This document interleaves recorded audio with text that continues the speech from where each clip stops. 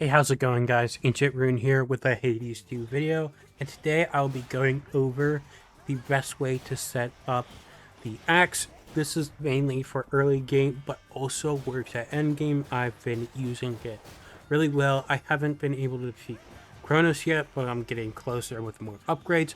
But I've basically been using this since the beginning.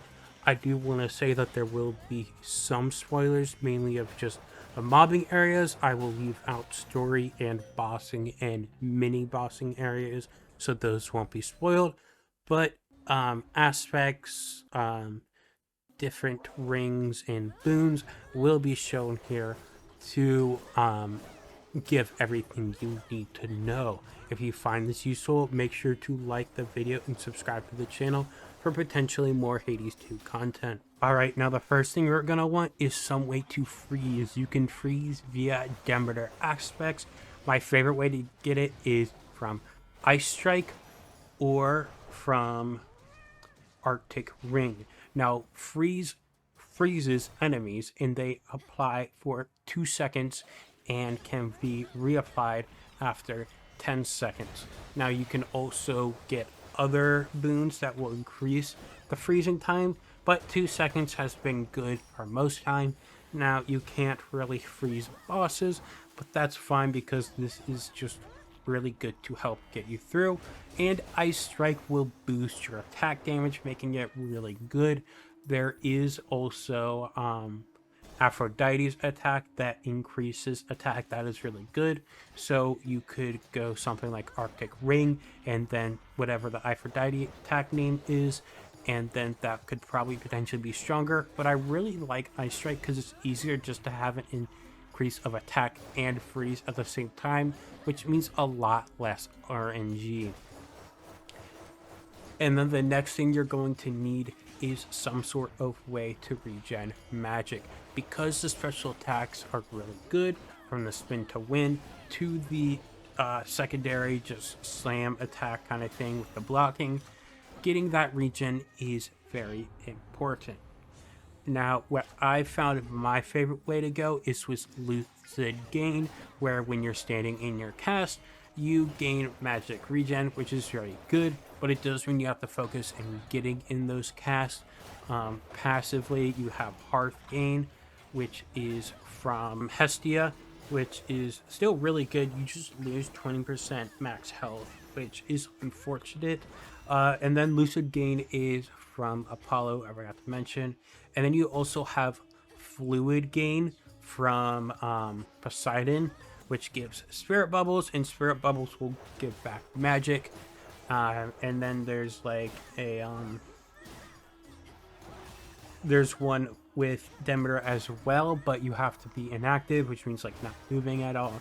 And I don't really like that one as much, but it is an option there. So there are like 3 to 4 ways to regen magic, which makes that really well, meaning you can mainly focus on getting the Demeter part first and then just see what you can get.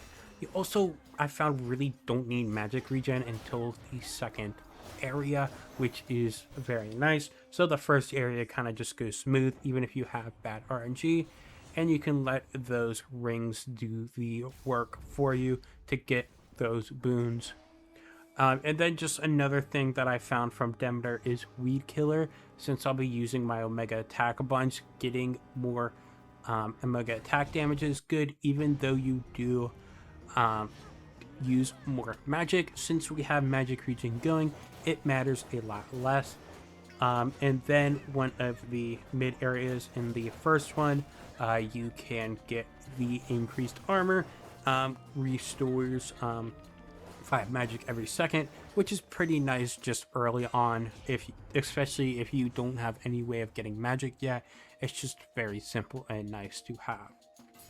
Now for the ring keepsakes, for the first area, I really like to go the Barley Sheath, which is for Demeter because that will force Demeter to spawn so you can get that freeze attack going. And then for the second area, if I don't have any way to regen magic, I'll go with whatever one I want to go. May it be Purest Hope, which is Apollo's boon,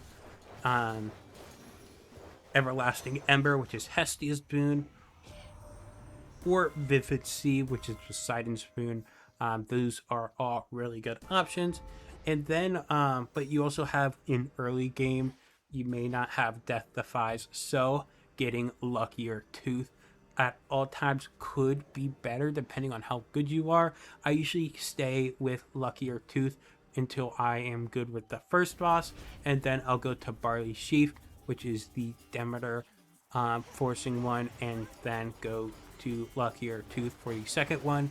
And then I'll just kind of keep going with each area, having the last one I'm comfortable with being Luckier Tooth, just to make sure I can get as much time to the end as possible. But then after that, in between getting the freezing and the magic regen, then at the end of the Luckier Tooth, at the end I'll usually just go whatever I want, may it be something for survivability or for a different boon I like. But since this is kind of more of a guide for early game, it doesn't matter as much, but this still works just as much during the quote-unquote end game, or at least the later game. And then some useful things from the Arcane cards, which I'll go over, is the Eternity. Of course, we have the Death Defiance back, so that's really good. And then also the Sorceress. While you channel your special amalgam moves, everything moves slower for 4 seconds, or 2 seconds, and then it can be upgraded to 4.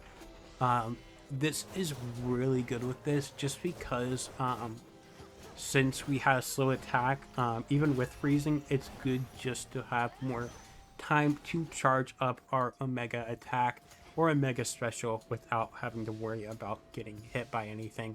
So the Sorceress is so good, and I don't think I'll ever give it up for this.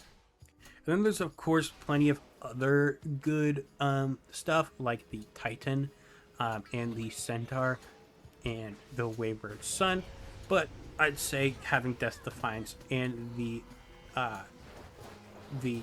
channel slow stuff be the big thing. And then there are aspects, but that's really late game, and you won't have to really worry about any of that besides later on. I do think the aspect of Thanatos will be really good.